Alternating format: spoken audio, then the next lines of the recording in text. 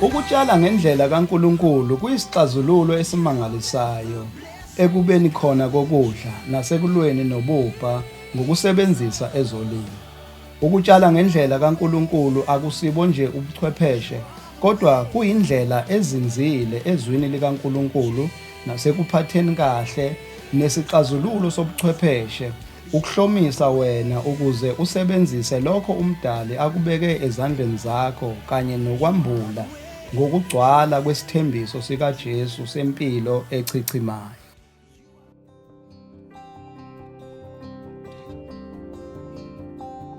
Ukuma kwezingadi zemifino kanye nokulungiswa kumhlabathi. Izindlela ezinhlobonhlobo zokukhiqizwa kwemifino yasengadini ivela ngokumbiwa, ukwenziwa izikokela engadini, izingadi ezisasikhwama, umquba, ukutshala nokukhumuzelisa amagabade, ubumba njalo njalo. Kukhona okwenzeka kahle, kanti okunye akwenzeki ngempumelelo engadini. Okunye kuwumthelela wezimo ezimbi zesimo sezulu, futhi okunye angeke kwenzeka ngenxa yokungabi khona kothando lokuthi kwenzeke. Ngakho-ke singakwazi yini ukufeza lokhu ngokwe-farming God's way? Kumele sikhumbule ukuthi imifino ayihlumi ngokuphelele ensimini ngoba imila ngezinkathi ezimfushane zonyaka. Intekenteke kanti nezimpande zayo aziqinile kunezihlahla futhi idinga imisoco eminingi ukuze ibe sesimweni esiphila ngokwanele. Ukuze sikwazi ukumelana nalezi zidingo ezingaka zemifino, kumele sibe nendawo ekuvumelayo ukutshalwa kwemifino nanemhlabathi enonile. Omi endaweni enhle okungeyona into etholakala kalula nokukwenza lokhu.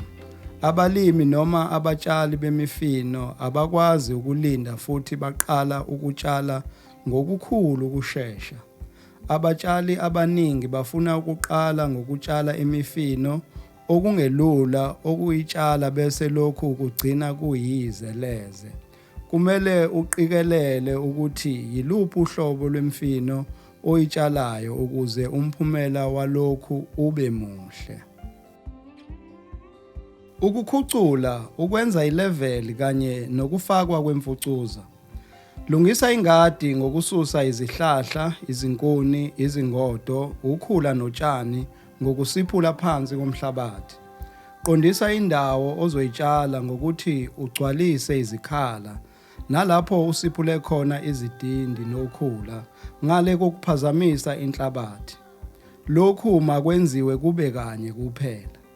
Uma unaso isikhathi, thambisa imfucuza yotshani okungenani amasentimitha ayi10 engubo yomdali, izinyanga ezimbili ngaphambi kokulungisa umhlabathi ozotshala kuwona ukuze utshani bungabe busamila. Uzokubona lokhu esahlukweni sokugcina saleli bhukwana. Kala kahle indawo ozosebenzela kuyona bese uyayibiya. Ungakhohlwa ukuthi kungcono ukuqala ngendawo encane bese uyaqhubeka uma usunolwazi olunzulu ngezingadi ngokuhamba kwesikhathi. Qikelela ukuthi indawo osebenzela kuyona ivikelekile, ayinawo umthunzi futhi kulula ukuba uthole amanzi. Ukubopha izintambo zokukala. Ziningi izindlela zokumilisa imifino nezindlela zokulungiselela lo msebenzi. Kepha thina sikhethe indlela ezobalula ngokuthi sisebenzise amasentimitha angama-75 okushiya izikhala ukuze lokhu esizokutshala kumile kahle nangokukhululeka.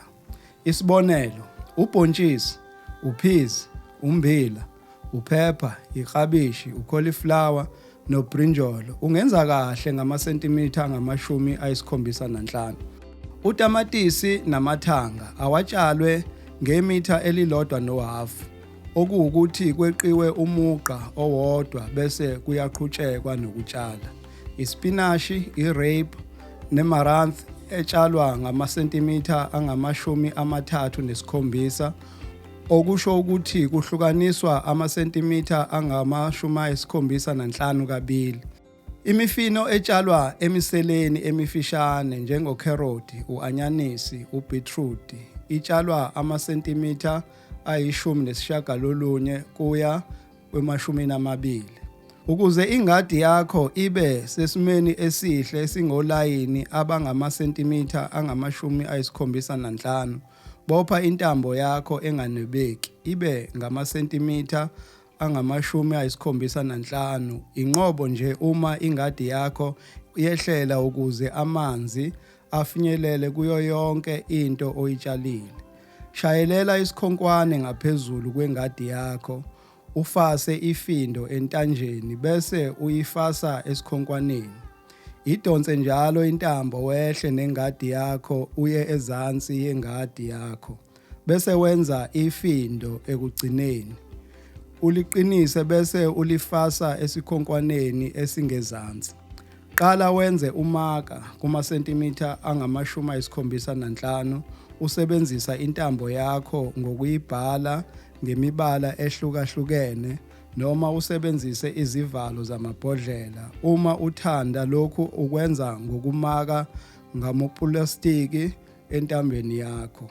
Phinda futhi lokhu okungenhla wenze amasentimitha angama-60 lapho uzofaka khona ummbila, utamatisi, ubrinjolo nophepha, bese wenza amasentimitha angama-45 eklabishini, ucauliflower, ubroccoli, icelery. Lezi zintambo zisemqoka ukuthi uthole isivuno esiningi lokhu okutshalile ensimini yakho, okusezingeni eliphezulu kuphinde kube yikhono liphakade. Ukulima ingadi eyisicaba engamasentimitha angama-75 olayini. Konke enikwenzayo kwenzeni ngenhliziyo kube sengathini kwenzelwa inkosi. KwabaseKolose 3 ivesi lama-23. Ukusungula indawo yokutshala.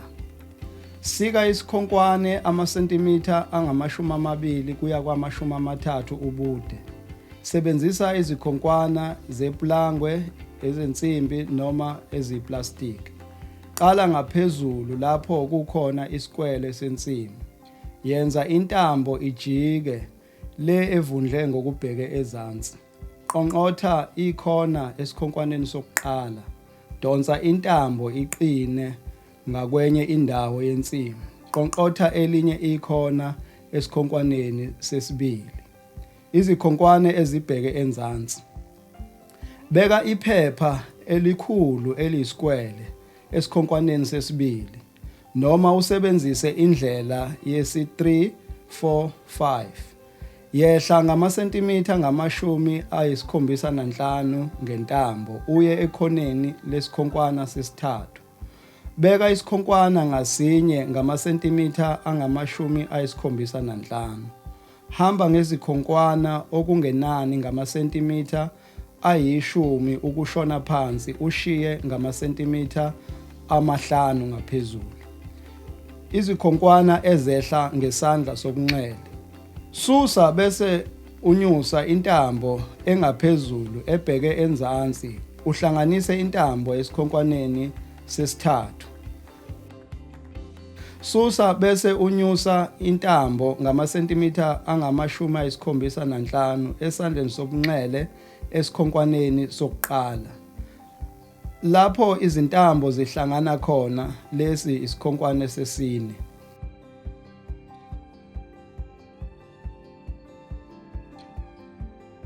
Beka isikhonkwane ngamasentimitha angama-75 ngasesandleni sokunxele.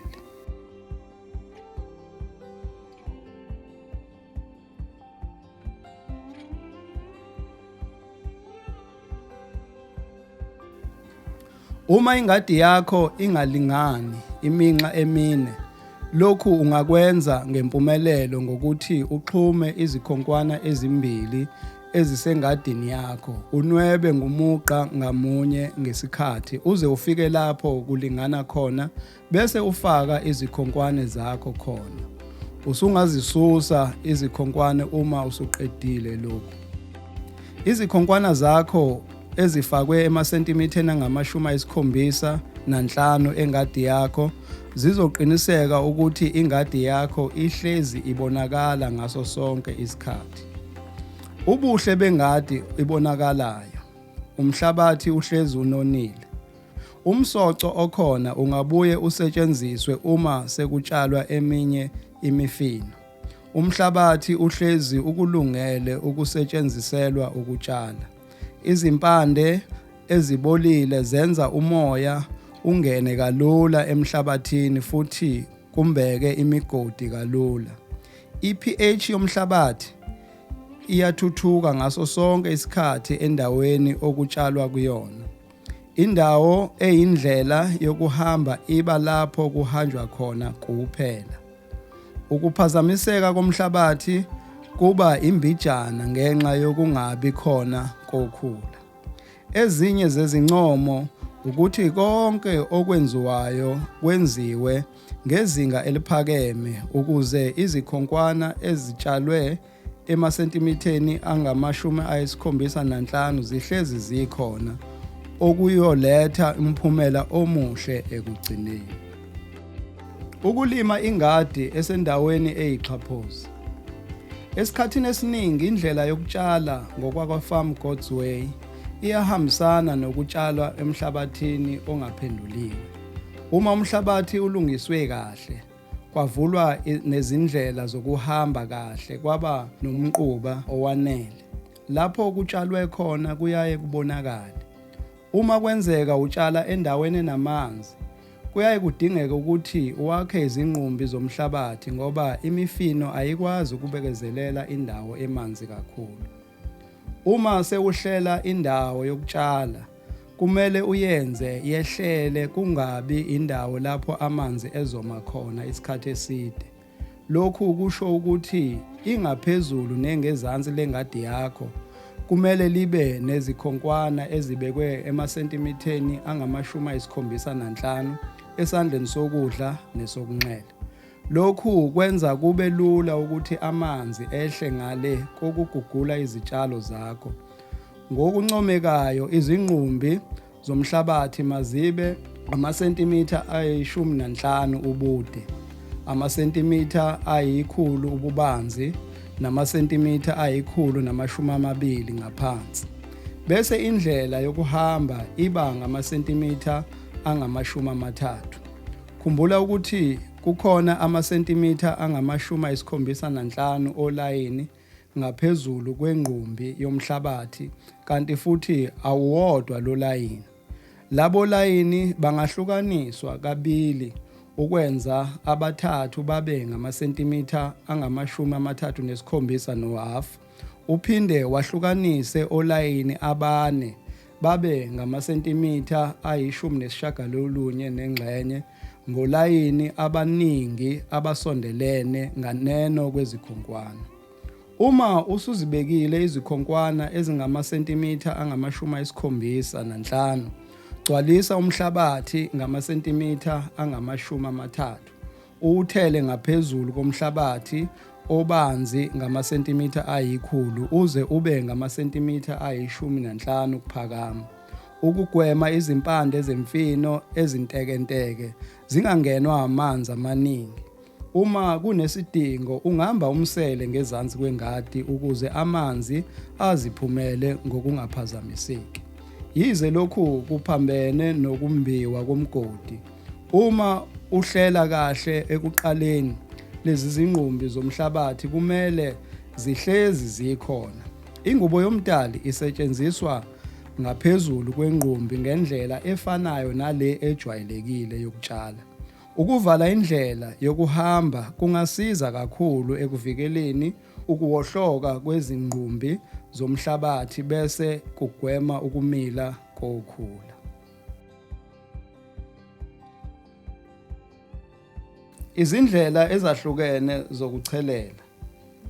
Ukulungiswa kwendawo yokutshala. Uma uzochelela ngekani, izicheleli ezinkulu ezizimele noma lezo ezihamba ngaphansi komhlabathi Azinamthelela okumeni kwengadi ngaphandle uma usebenzisa isicheleli eziyizikhukhula lapho uyodinga ukuthi wakhe izingadi ezingene phansi shi emhlabathini. Sisebenzisa isicheleli esiyi-drip engadini yethu esePort Elizabeth ngoba izinga lemvula khona liphansi kakhulu. Kodwa futhi siyawasebenzisa amakani okuchelela lapho siqala khona ukutshala izimbewu. Izindlela zakwa-Farming God's Way ziyasetshenziswa noma ngabe usebenzisa ikani lokuchelela ngezandla, i-drip noma zicheleli ezikhipha amanzi ngokwezikhukhula. Amakani okuchelela. Lena indlela ejwayelekile yokuchela izitshalo ezincane yize ithatha isikhathi eside. Iyona ndlela ehambisana nemigomo yakwa-Farm God's Way yokusebenza ngezandla zakho owaziphiwa umdali. Yiba nesiqiniseko sokuthi izimbobo ezikhipha amanzi ziwakhipha ngendlela eyiyo ukuze angamosheki. Ukugwema ukufa kwezithombo nokuguguleka kwezimbewu. Ngokujwayelekile labo abachelelayo bayaye bafafaze emithonseyana yamanzi ezitshalweni ukuwonga. Kumele kube umkhuba ojwayelekile ukuchelela izithombo kaningi lapho zisencane bese kuba izikhathi ezincane uma sezikhulile. Nezimpande seziqinile ukuzinza emhlabathini. Chelela eceleni kwezitshalo ukugwema ukuthi amahlamvu angatholi izikhuthazi zezifo. Ukuba nendlela yokuhamba nokunyuka ngolayini kwenza ukuchelela ngamakani kube yisenzo esilula kakhulu. Ukuchelela ngepayipi. Ukusetshenziswa kwepayipi uma kuchelelwa kuyinto ejwayelekile nesebenzisa imali encane. Uma uhlela ingadi yakho kumele ube nesiqiniseko sokuthi kukhona izindledlana zokuthi ukwazi ukuhambisa ipayipi lakho ngesikhathi uchelela.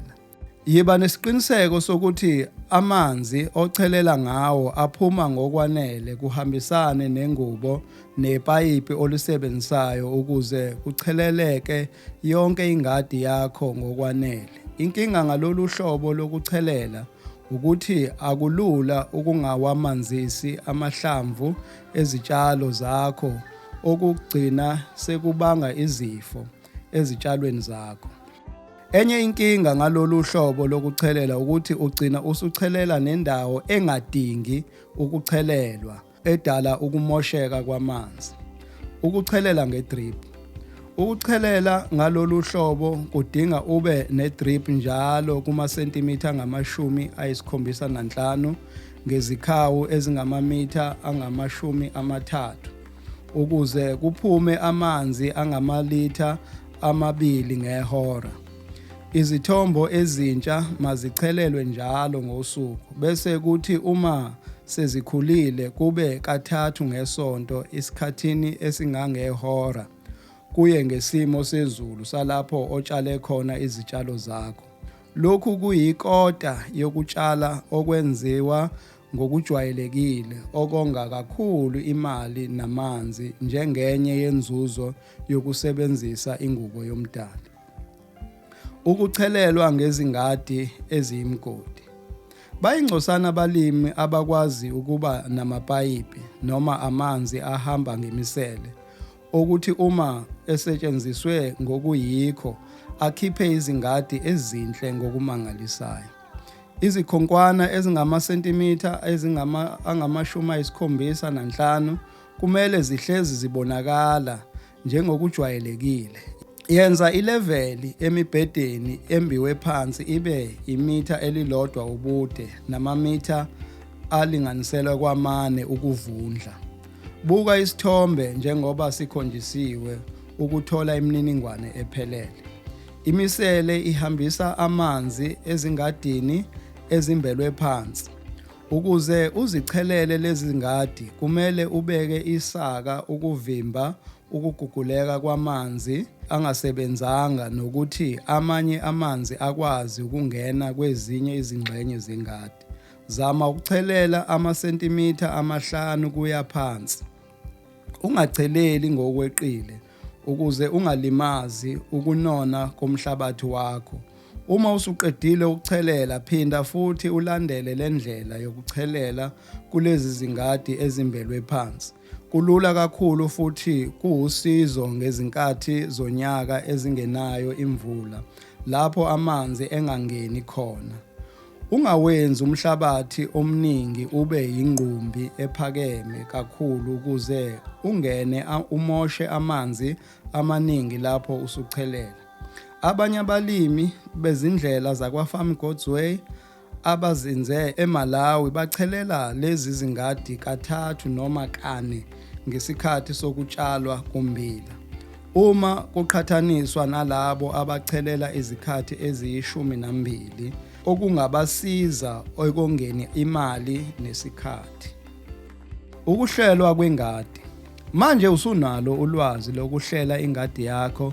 Isebenzisa izikhonkwana zibe amasentimitha angama-75 ukuqhelelana. Okulandelayo ukuthi wazi ukuthi lokhu ofisa ukukutshala kuyini, uzokutshala kuphi nangasiphi isikhathi. Hlukanisa iminxa emithathu. Hlukanisa izikhonkwane zakho kathathu ngokulinganayo. Ulandele umgomo wamasentimitha angama-75 ukuze ube nendawo yokutshala imifino ekhipha izithelo, amahlamvu nezimpande. Bese uyakushintshanisa lokhu okutshalile ngesikhathi kungena ubusika noma ihlobo, noma njalo emumva kwezinyanga eziyisithupha, ikakhulukazi ezindaweni ezifudumele nezinemvula yasehlobo. Ezinye izibonelo kungaba izitshalo eziyizithelo, ubhontshisi, ummbila, utamatisi, ubrinjolo, uphepha, ithanga, ibutternut, izucchini nama-pattypans.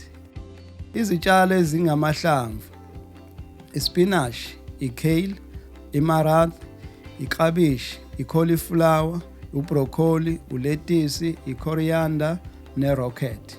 Izitshalo eziyizimpande, ukheroti, ubhithrudi, u-anyanisi, iredish, ubhatata namazambane.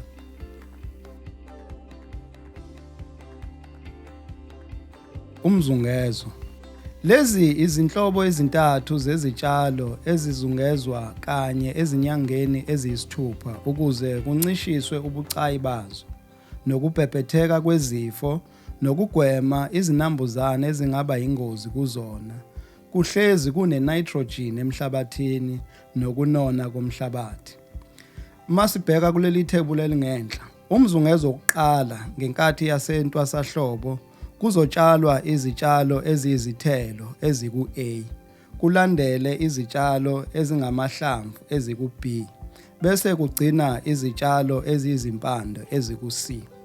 Umzungezo wesibili, ngenkathi yasekwindla emuva kwezinyanga eziyisithupha kuzotshalwa izitshalo eziyizithelo, kulandele eziku-B, bese kuba izitshalo ezingamahlamvu eziku-C kanye nalezo zitshalo eziyizimpande zize ngaphezulu ku-A. Umzungezo wesithathu, ngenkathi yasentwasahlobo emuva kwezinyanga eziyisithupha, izitshalo eziyizimpande zizoya ku-B, bese kuthi lezo eziyizithelo ziye ku-C, bese lezo ezingamahlamvu ziye ku-A. Umzungezo wesine. Umzungezo wesine ekwindla kumele kubuyelwe ezitshalweni eziyizithelo ku-A, ezingamahlamvu ku-B, bese kuba eziyizimpande ku-C.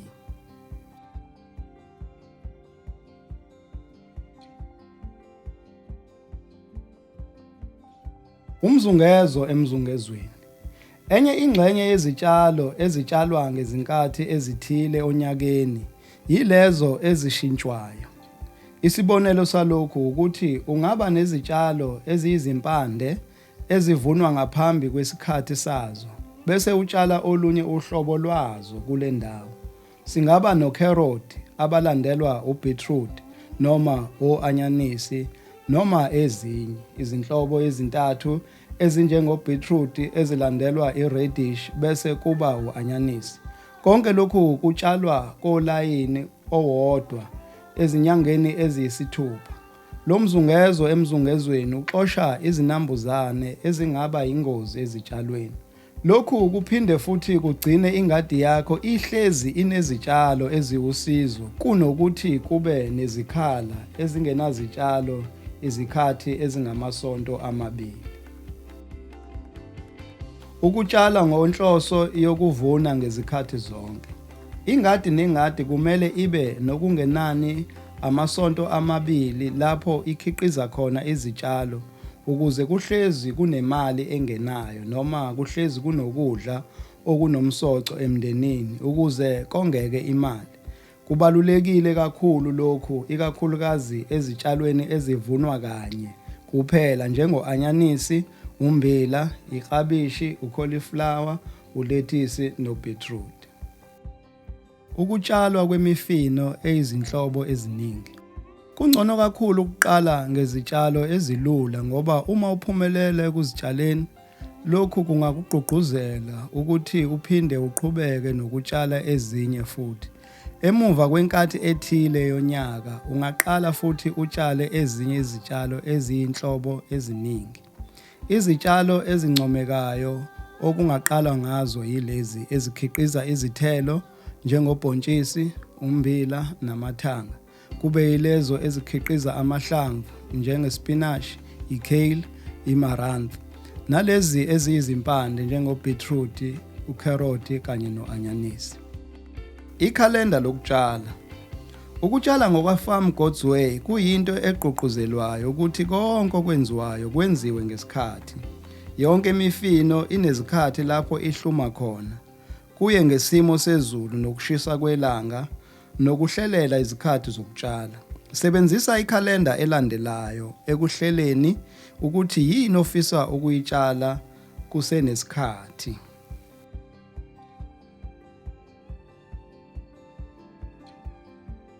Ukugaba.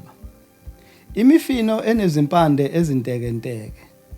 Ngakho-ke kubalulekile ukuba umhlabathi uwugabe ukuze imifino imile ngokuyimpumelelo. Uma unyakazisa ingubo yomdali kumele imfoloko ingene ishone phansi ibe ngamasentimitha angama-30 bese udonsa isibambo semfoloko amasentimitha ayi-10 ukuze uwubone umhlabathi owugabayo. Ungawuphenduli umhlabathi kodwa uthambise. Kuphinde lokhu njalo ngamasentimitha ayi-10 uhamba ngolayini wakho. Kumele uthambise lapho wazi khona ukuthi kuzongena izimpande zezitshalo zakho kuphela. Ngaphambi kokuthi uqale ukutshala, yiba nesiqiniseko ukuthi la kuqine khona kuthanjisiwe. Uma imfoloko yakho izingenela nje emhlabathini, kusho ukuthi lo mhlabathi awusakudingi ukugaba. Zama ukuthembeka ngesikhathi ugaba umhlabathi wakho. Umhlabathi ungabuye ugabe futhi ngesikhathi sekufakwa umquba.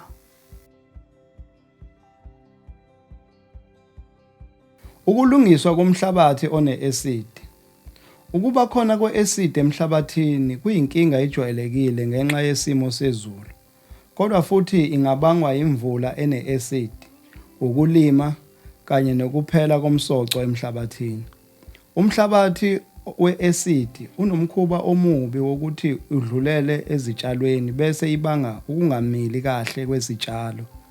Lokhu singakugwema ngokusebenzisa i-wood ash okungumlotha wezinkuni ne-bone meal noma i-agricultural lime.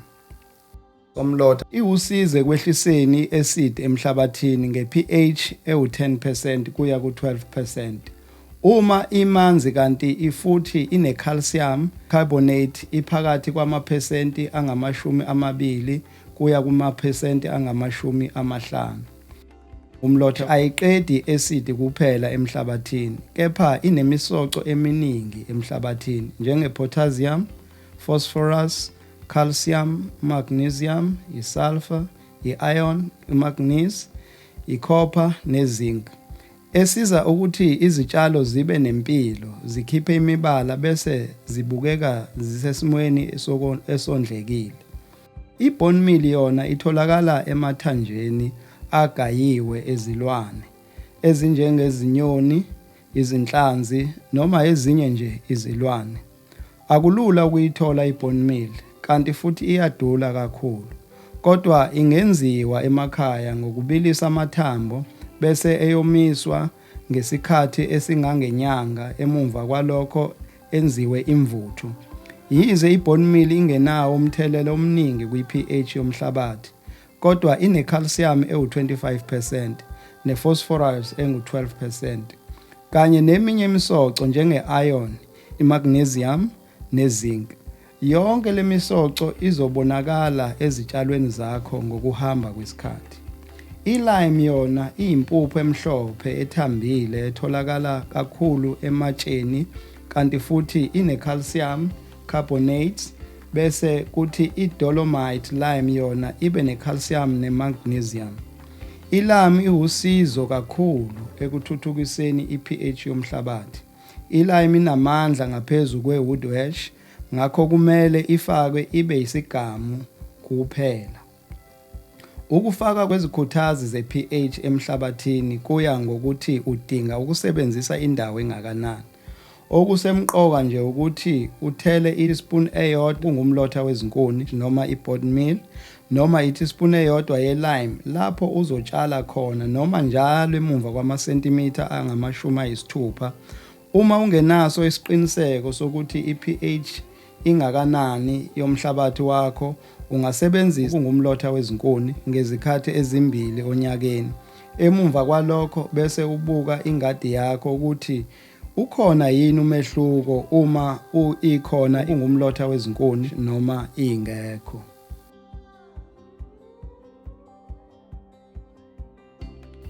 Imvunde nomquba.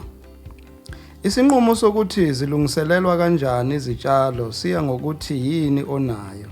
Kungaba ukuthi A, ufuna ukufaka imvunde ngaphezulu komhlabathi wengadi yakho yonke noma usebenzisa B, umquba ezindaweni lapho uzofaka khona izitshalo emiseleni noma emigodini. Lesi sinqumo sibalulekile ukuthi usithathe kusenesikhathi futhi sihambisane nomyalelo womdali awubeka kuwena njengoba ufundisiwe ukuqonda konke ngaye.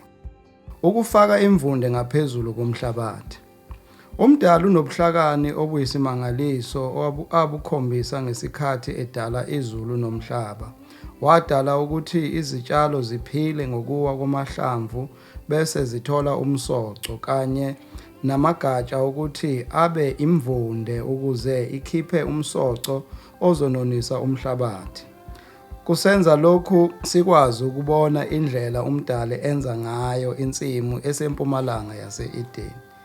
Imifino ihluma kahle kakhulu uma kukhona imvunde kuyona ngoba ikhula ngemisoco yawo, bese igoma nomhlabathi esiwusebenzisayo. Imvunde isuke isezingeni eliphezulu uma inomsoco, isikhulile, iphinde ibe nezikhala zomoya eziyimpilo ezenziwa ngokuluhlaza okungaba u-45%, nokuyizingodo okungaba u-10%, nokomile okungaba u-35%. Umquba ongu-10% ngokwamaresho ezitshalweni ezithile lapho sifisa khona ukuthi kube khona imisoco edingekayo. Uma imvunde yakho imahadlahadla, kungakuhle usebenzise isefo socingo ukuyithela emhlabathini ukuze ingabi nokusazinkunyana engadini yakho. Bheka isahluko 3 ukuthola ulwazi oluphelele ngalokho. Okulindelekile ukuthi susa umhlabathi ongaphezulu ubhekise ezansi bese ugaba insimu yakho, lungisa i-pH yomhlabathi, faka imvunde, cindezela umsele, tshala bese uyamboza. Ububanzi bengaphezulu lemvunde makube amasentimitha ayi10 ubude bese kuthi obezitshalo bube amasentimitha angama-25 kuya kungama-40 ubude kolayini bonke. Ububanzi bemvunde buzohluka kuye ngokuthi isiphi isitshalo esitshalwayo. Amasentimitha 2 kulezo ezilula, amasentimitha 3 kulezo ezingaphakathi nendawo, kanye namasentimitha 5 kulezo ezisindayo. Yize izitshalo zinkathi zonyaka yokuqala zingeke zimile ngokwaneliseka. Ukufaka imvunde ngaphezulu komhlabathi kuzosiza ukuthi uqale welaphe umhlabathi njengoba uzobe wenza lokhu ngokuthembekile kuye ngokuba ngcono ngokuhamba kwesikhathi. Kubalulekile ukuthi unonise ingaphezulu lomhlabathi ukuze ube nesiqiniseko sokuthi umhlabathi wakho ukhiqiza izitshalo ezinomsoco. Uma utshala ukherothi noma u-anyanisi, umsoco osele emhlabathini wenza izitshalo zimile kahle, inqobo nje uma umhlabathi usunonile. Umquba. Yize kuyinto elindelekile ukuthi kusetshenziswe imvunde esezingeni eliphezulu ngendlela yokutshala kukaNkulunkulu, abalimi abaningi abakwazi ukuthi babe nemvunde eyanele ukufeza lokhu. Umquba awukwazi ukuthi usetshenziswe ngesikali esifanayo nesemvunde uma sitshala imifino ngoba lokhu kungakhinyabeza izimbewu, amagatsha noma amahlamvu ezitshalo. Umquba ungasetshenziswa lapho kutshalwa khona emiseleni noma emigodini, uhlukaniswe emhlabathini ngamasentimitha 3. Lokhu kuhlukanisa kwenza ukuthi abalimi bendlela yokutshala ngokukaNkulunkulu bakwazi ukusebenzisa umquba ngale kokuthi bakhinyabeze izitshalo babuye bathole initrogen eyanele ezitshalweni. Ukusebenzisa umquba ngesikali esincane kuyahambisana nendlela yokutshala ngokukaNkulunkulu. Susa ingaphezulu lomhlabathi ulibhekise ezansi, ugabe amasentimitha angaba 30 ubude, ingadi, imisele nemigodi, ulungise iPH yomhlabathi. Ufake amamililitha angaba 500 omquba noma imvunde. Gqiba umgodi okungenani amasentimitha 3, utshale bese uyamboza. KwabaseKorinte besibili isahluko sesishiyagalolunye ivesi lika-6. Kepha nakho, ohlwanyela ingcosana uvuna ingcosana, nohlwanyela kakhulu uvuna kakhulu. Iziteshi zokutshala. Iziteshi zokutshala ziyizimbobo ezincane ezilungiselwe izimbewu eziningi nezinye izitshalo ezithatha indawo ebanzi. Uma zitshaliwe njengotamatisi, ubrinjolo, uphepha, iklabishi, ucauliflower, ubroccoli, lezi zitshalo kumele zibe semigodini embiwe ngegeja engamasentimitha 12 ububanzi, amasentimitha 15 ubude kanye namasentimitha 15 ukushona phansi. Beka intambo yokukala ezikhonkwaneni uyiphakamise uphinde uyiphindisele izikhathi eziningana ukuze ube nesiqiniseko sokuthi iqondile futhi ihleli kahle. Buka ulayini ohamba ngawo bese ubeka igeja maqondana nolayini ohamba ngawo. Qala ngokumba amasentimitha 15, umbe ushone phansi ngokuqhubeka usondela ngasentamjeni yakho. Lokhu kuthatha amageja 5 kuya kwayisithupha futhi umhlabathi omningi uba yingqumbi ehlelekile ozokwazi ukuthi uyigqibe kahle uma usuqedile ukutshala. Khumbula ukuthi imigodi yakho mayishone kakhudlwana ngaphezulu bese iba kahle ngezansi. Okunye ongakwenza uma utshala kule ngadi ukuthi utshale isquash esilungiselelwa ukuthi sitshalwe emigodini eshonayo ngokusebenzisa ifosholo bese ubuyisela umhlabathi usuxutshwe nomquba noma nemvunde. Imisele yileyo mhlabathi evuliwe yaba njengohlamvu luka-V.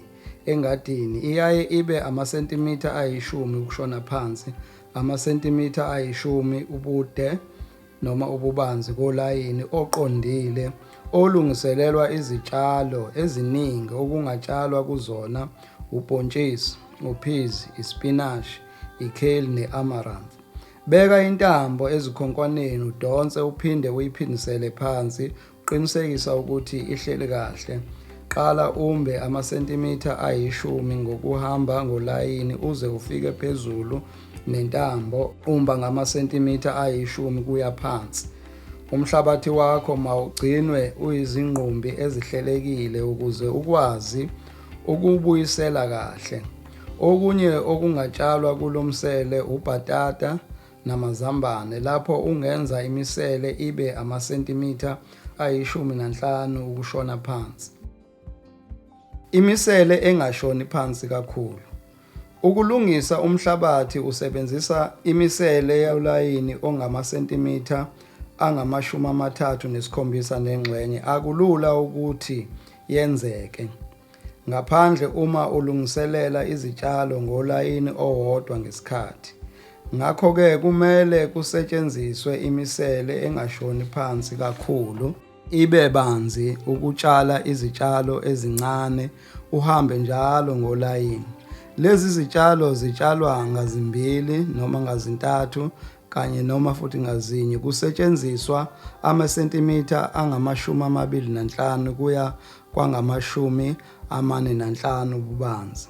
Ashona phansi amasentimitha 5 njengobhithrudi, ukheroti, u-anyanisi, uletisi, ikhoriyanda, iredishi nerokhethi.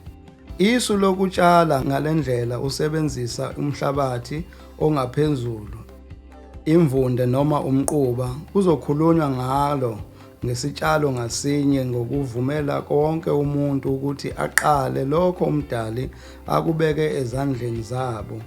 Kodwa kungancomeka uma umhlabathi ongaphezulu ungeke ususwe uma imvunde isikulungele ukufakwa ukuze umhlabathi unone, umkhiqizo wezitshalo ube owenelisayo ubuye futhi ube ungenisa umnotho. Ingubo yomdali. Ingubo yomdali iyimfucuza ebekwa ngaphezulu komhlabathi eyadalwa ngumdali ngokukhalipha ekuqaleni komhlaba, okubalwa amahlamvu, amagatsha, iziqu, izinti nokunye okuningi okubolayo okubonakala ngaphezu komhlabathi. Yiyo le ngubo ekwazi ukwenza okudliwayo ukuthi kuhlume, kwehlise ukubuyela komswakama emkhathini nezikhukhula bese kuthuthukisa ubumanzi bomhlabathi, ivikela ukushisa kwemisebe yelanga njengezinye zezizathu. Bheka izizathu ezingama-20 ezenza ukuthi kungani senza lokhu nokuthi sikwenza kanjani ngencwadi yabaqeqeshi bakwa-Farming God's Way. Abantu abondlekile badla izitshalo ezinomsoco ezivela emhlabathini ononile. Kumele senze konke okusemandleni ethu ukuthi sigqugquzele impilo yomhlabathi njengoba uBaba wethu osezulwini asitshengisa ngesikhathi edala umhlaba ekuqaleni. Ingubo yomdali iwusizo kakhulu ukugwema ukhula. Uma sibona ukhula ezingadini zakwa-Farm God's Way, yingoba le ngubo isuke isiphelelwe umsoco yafana nendwangu engenalo usizo. Akudingeki ukuthi sibe nohlobo olufana ncimishi nale ngadi. Sidinga ukuthi le ngubo ihlale ilokhu inoniswa ukuze ibe sezingeni eliyimpilo. Le ndlela ebizwa ngemfucuza ethambile okuyiyona ewusizo kakhulu okhuleni nasotshanini. Uma udinga ukususa ukhula, ludonse ngesandla noma ulunqamule ngegeja ngale kokuphazamisa umhlabathi. Yenza lokhu ngesikhathi ukhula lusavela kancane ukuze lungabe lusabuye lumile. Uma ulungiselela ukutshala, gudluza umhlabathi ngokubhekisa ezansi lapho utshala khona, ungawususi umhlabathi engadini. Uma usuqedile ukutshala izitshalo ngezimbewu, yiba nesiqiniseko sokuthi ingubo yomdali ayivali indawo otshale kuyona ngoba lokhu kungenza ukuthi zingamili zibe izithombo. Emumva kwalokho usungayibuyisela ingubo yomdali imboze izimbewu. Ingubo yomdali ingalinge ihlanganiswe nenhlabathi ngoba lokhu kungabanga initrogen embi emhlabathini. Ngakho-ke qikelela ukuthi awucindezeli lapho ugaba noma lapho ushintsha izitshalo. Ungayimbozi ngomquba noma ngomunye umhlabathi.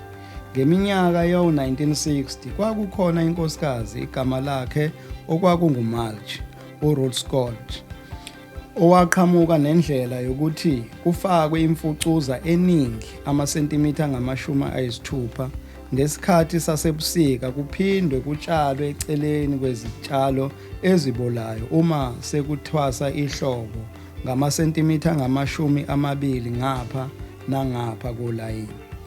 Akukho okunye akwenza, akazange asebenzise umquba noma umanyolo, kuphela nje wasebenzisa imfucuza eningi.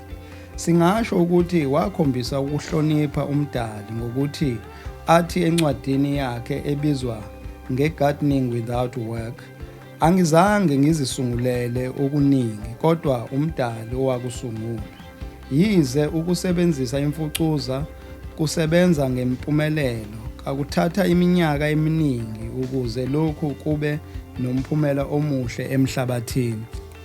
Siyaqhubeka nomsebenzi wengubo yomdali ukuthi imboze amaphesenti 100 ngaphezulu komhlabathi bese iba amasentimitha 2.5 2.5 cm ubugqinsi ezikhathini eziningi. Ingubo yomdali kumele ihlezi ikhona ezingadini zethu, ngisho ngabe kutshalwe imifino noma izitshalo nje, ngale kokuthi sisebenzise indawo enkulu. Ungasebenzisa noma yini esotshanini obusikiwe, utshani basendle, amakhasi kabhanana, amahlamvu amasundu, amahlamvu ezihlahla zasesihlathini noma amahleza ommbila, nanoma yini elula ingasetshenziswa ezingadini zemifino.